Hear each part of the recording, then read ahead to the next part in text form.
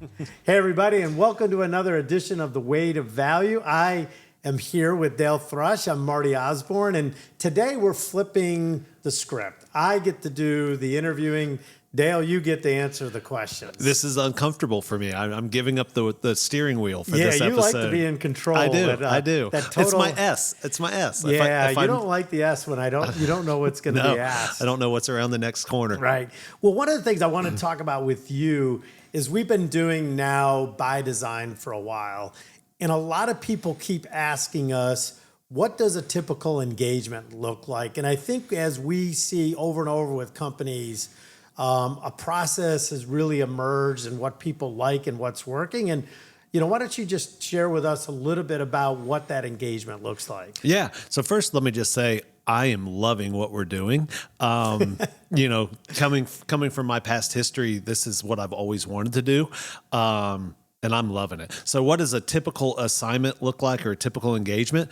Everyone always says there's not a typical. I call BS a little bit. Yeah. Because at the end of the day, we always say at By Design, we believe you win with people, and we believe everyone's in the people business. So our typical engagement is 90 days long, like you said, which I think makes us a little different. We're not trying to solve cancer, do anything like that. We have a 90-day engagement, and we're going to start with figuring out where you are. And we kind of focus on three big rocks of where you are. It's where you are with your people/leadership team, where you are just org structure and comp structure, and then the other one is like profitability. Where are you now? And then we work with you over 90 days to figure out where you want to go and create that roadmap and help you start on the journey to where you are to where you want to go. Right. And again, we're very strategic. We're very by design. We only allow you to pick 3 things per 90 days. We're not going to cure cancer in 90 days. Isn't it funny that probably the number one challenge every organization has is execution. And when we start going through this, they always want to come up with a list of 20 things. And then they don't realize you can't get through 20 things. You can't. And we recently had a guest on an episode who used the term triage, right? They have a triage framework.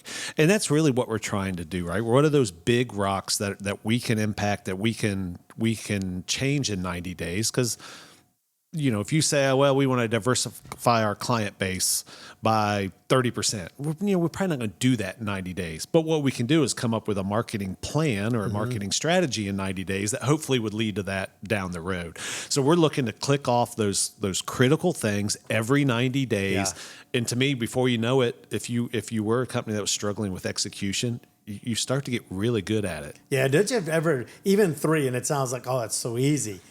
How many people in the first round actually get through all 3? Not very many. You usually get 2 or 3 pretty consistently, but there's always one it was either too big, or they do what we sometimes did at Evoco. You try to do a 1, 2, 3, A, B, C, D, E, and you just can't get to it. One of the things I think was interesting, and we had a client, and one of them could be, look, we want to open an office.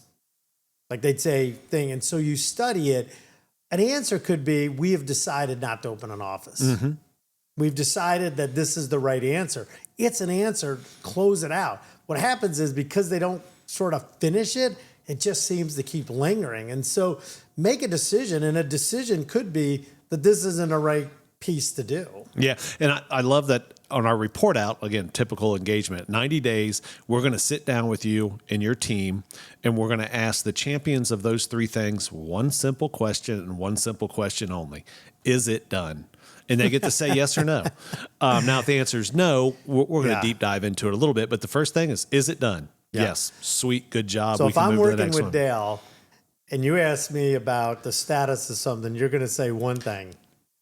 Is it done? Is it done? And what's funny is it's always a tell, the first word out of the mouth. Well, so the answer is no. If the answer, is it done? No. And that's okay. And it's 100% okay. Because again, we're learning, most companies, they're learning this framework. They're learning how much they can get done in 90 days. Again, everyone has limited time, limited resources. And so when you think about, 90 days, we could do this, that, or the other. Part of the learning process is is failing, right? And how to fail and what happens when you fail. Okay, we didn't get it done. Why? Right. Well, we didn't give it enough resources, or we didn't get enough Right. time, or this fire over here popped up. Okay, it's all learning, and it's all getting. I call it exercising your execution muscle, right? Like there's And going to it be is days. a muscle. People don't think about it, but in business, we tend to go day in and day out without really, we wake up and go, gosh, 90 days. I mean, how many times people go, do you realize it's like middle of July? You're like, oh my God, like what happened? Because they didn't really know where they were going and what they were focused on. I want to break down, you talked about the three things. You talked about the leadership team, number one. So talk about what you do in that piece of the engagement. I steal this from Patrick Lencioni a little bit, that a healthy organization outperforms a non-healthy organization by multiples. So I think a healthy organization, you start with your people. So the first thing we're going to do is come in and we use DISC and Working Genius, right? We're going to identify your key people. That could be your leadership team or your operating board, or kind of whatever you call that key team that helps drive strategic vision and execution. And we're just going to do an assessment, right? Where are you now? What skills do we have? What geniuses do we have? We're going to teach them all about Working Genius and DISC and why it's important, how you implement it, how it can help them succeed, and all of those things. And what's funny is every time we do it with that team, I always get people come up, hey, can you come do it with my team? I want to do it with my team. I want to. So we end up doing it through several levels of the organization usually, which is awesome because I love doing them. But yeah, we have to know what we have, right? What do we have? What maybe gaps do we have? How are we going to overcome those gaps? What are the strengths of this team? What are the areas of opportunity for these team? And it's amazing how the light bulbs start going off, and people are like, oh, that's why maybe me and Bob butt heads, or me and Steve get along so well because we're both the same profiles. And we had an interesting scenario where the CEO and president of the company was a WT, so wonder, visionary, T, tenacity. So both sort of odds, at the end of the spectrum, and in the middle was engineering as an IG, and the two just butted heads. And they didn't quite understand why. To us, once we tested, we knew exactly what was going on. Yeah, the W is throwing out ideas, hasn't given much thought to whether they actually want to do them, right? He's just throwing them out there. But as an I, that person's trying to solve that person's problem. So the engineer was, okay, if that's the thing, then I've got to figure out the answer to solve it. And so he would spend some time working on a solution, and then the W would be like, well, I was just throwing, you don't need to do that. So this guy was getting mad that you're wasting my time or that I'm not solving your problem. This guy was getting mad that he was chasing every squirrel. And when we did it, they just kind of realized, okay, I just need to be able to, like you said with Mary, put your pen down. I don't need you to do anything. I just need you to be heard. And when you know a W, they want to be heard. What's interesting is if you look at the widget, WI, so they go next to each other, but then the IG wants to start galvanizing their idea without the discernment piece. Correct. And so what we would coach is that IG is, we understand where you want to go, and that's great. But before you start preaching every one of your ideas, you need to get that discerner involved, which then says, maybe we could do this or that, and then tweak it and then move forward. So it's fascinating how these pieces on these teams and where they start to see how they get along and why they don't get along. And we teach you how to implement this in your day-to-day stuff, right? One of the easiest ways, I think, is labeling your meetings. So we're going to have a W meeting where I want to hear everyone bring your big ideas. I don't care if they're good, bad, ugly, great. Just throw them out there. We're going to word vomit ideas, right? That could be a meeting. Or, hey, guys, no, this is a T meeting. We got to figure out how to finish this project by Friday because that's the due date, whatever. Or we're having a D meeting, right? We have 6 possible solutions. We have to leave this meeting picking one. Yeah. And when you start to label them, people can prepare. People know what they're bringing to each meeting. And you go from wasting time because your W's are throwing out ideas and your D's are trying to figure out which one of these ideas may work, and your T's are just sitting there going, someone tell me what to do. And when it's done, to everyone's focused on the same thing, and your meetings just become more productive. Yeah, this one I love because we see it all the time where people go in meetings and one group thinks it was a great meeting, one group thinks the meeting stunk, and they just missed the mark because you put these inventors and they're throwing ideas and the T's want clarity. And so to us, what we've started to teach is once you go through this leadership role and you start helping people understand where they are, then when we say this is an I meeting or a D meeting or a T meeting, everybody's like, okay, I understand. So all you T's, it's an idea meeting, put your pen down. Yep. We're going to throw ideas. This is not about clarity. Once we figure out which right ideas, then we move into clarity, right? We start with ideation, we then discern it, and then we go to action. So that was a big one. And it also we have a saying, way into buy-in. When you're as the facilitator of your W meeting, let's say, you already know who your natural W's are. You're probably not going to have to call those folks out, but you're also going to know your W frustrations, and it allows you to say, hey, Marty, come on. Participate, right? Like weigh in, and they're okay weighing in because they know it's a W meeting. So it just helps everybody weigh in as well. So the second thing, which seems simple, but org structure. Yeah, you would think it would be very easy and very just, why would you guys? Yeah, it's a hierarchical chart, and we got the CEO, and we come down and build. But what we find out is you get into these organizations and a lot of it can depend on what the genius of the founder is. Yeah. We always say we can spot an E founder just by looking at your org chart because they'll just be roles all over the place that maybe have one person that's dotted line to this person over to this. And it's because they're just people pleasers that don't necessarily want to fire anyone. But part of the org structure is the comp structure, right? Those two kind of things go hand in hand. So we need to make sure everyone's heard the saying, the right people in the right places, but no one really knows what that means. By starting with the people and knowing their geniuses and stuff, and then looking at the org structure, we kind of can get to the point where we're probably predicting where your challenges are. Mm-hmm. And so we look at that, we look at your comp structure, because those two things really have to be aligned to unlock the full potential of your team. A lot of times we see owners of company with 12 reports. That's a big one. And they're like, oh, right? And they're wondering why they have no free time. They can't do it, but they want to be in control when there is a way to build that structure. The other thing that's always interesting about these structures is they evolve over time. And we talked about this in the last podcast with Furman, where they came up with fresh set of eyes. What happens sometimes is if a room is messy and your kid's room's messy and you're stepping over stuff, over time you just forget about it. Mm-hmm. But if I walked in the room, I'm like, God, this room is messy, or this kitchen's messy, this fresh set of eyes. And so what happens is we come in with a fresh set of eyes. We look at an org structure and we're like, why is this? And most of the time it's just, they never changed it. And so we can then bring in a new set of light, maybe a new way of building an operating board or a leadership team, and then how these people flow. Yeah, and I've been in HR and ops 20 years, automotive industry, manufacturing, consulting. The easiest answer is I need more people. Every place I've ever been. And what happens is if you're not very intentional about reviewing it, your org chart's going to start to get bloated. Right. You're going to start to see you may be, let's say you're a billable consultant company and you only have 20 billable people and you have 18 overhead people. And it's very easy to just kind of let that org chart bloat a little bit. And by having a fresh set of eyes come in and look, we can add, hey, what does this person do?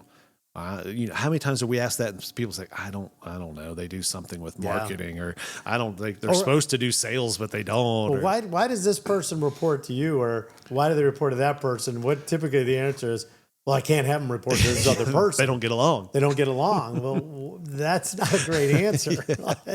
So we start building org charts on personalities, who gets along, and then you just start to build confusion. Or, well, that person makes more, so we had to put them up there. Yeah.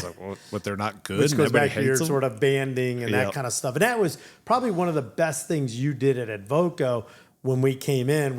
We had a problem. We called it Titlegate. You remember? Yep, I remember. Because everybody started creating titles and nothing made sense, and people were fighting over something that was a title that didn't have anything to do with the job. And once we cleaned that up, simplified what the roles were, put the bands together, and if somebody wanted a raise, it wasn't just, hey, Dale, I need a raise, or Marty, I need a raise. And then I'm not feeling guilty. It was, here's the skill set for where you are.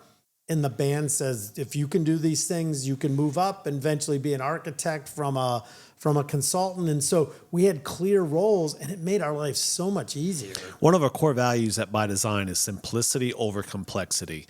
And that needs to be in everything organizations do, right? Comp structures, career paths, hiring, promoting, performance reviews, right? Simplicity over complexity. Bonus structures. How many times you go to a company and I'll ask them, like, what's your bonus structure? How do you know what you're going to get paid? I don't. The CEO or founder just will come and tell me at the end of the year, ta-da, here's Ta-da. and you have no idea what it's based on. Is that a business strategy? Ta-da. It is a business strategy. So banding and just kind of putting people into slots based on their current experience and having clear guidelines on, hey, to get to that next step, here are the things you need. And it helps everybody. It allows employees to take control of their careers. And again, it doesn't means they don't have to come to you every time they want to raise. They kind of, there's something out there. We hate it because they're a good employee and we love them and they want more money and I want to give them more money, but I need a reason to do it. Yep. The third thing, which I think this ties back into, is profitability, right? So we help companies start to look at their numbers, how they're accounting, working, and this is normally where I'll take a back seat and call in our numbers guru, Tom Johnson. Yeah. But he's great at being able to look at P&L sheets and financials. And what we're looking for there is really, where are the inefficiencies, right? Is it in comp? Is it in org structure? Is it in processes? Are there ways to lower cost and things of that nature? And then revenue streams, right? Those are kind of the three big rocks within a big rock that Tom's going to look at. And there's a lot of money in those inefficiencies and things there. So at the end of the day, your core why in business shouldn't be making money, but it is a very important thing that you are making money. And I think it is easy to focus. And back to, you said our core value is simplicity over complexity.